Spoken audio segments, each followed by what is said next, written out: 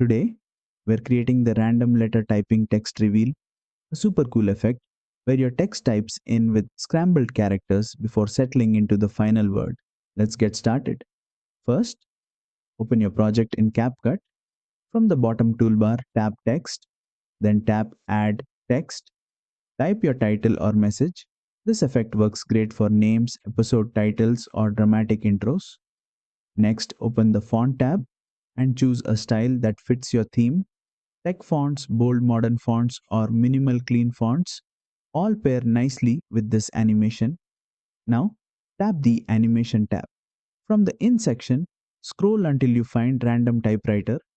Tap it, and you'll see your text appear through random letters scrambling into the final word, giving that digital hacking or coded reveal look. Below the preview, adjust the duration slider. Sliding right slows down the typing and scrambling effect. Sliding left speeds it up for a snappy reveal. Choose whatever timing feels right for your edit, and that's it.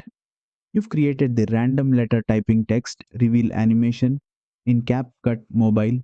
If you enjoyed this tutorial, make sure to like, share, and subscribe for more CapCut Mobile text animation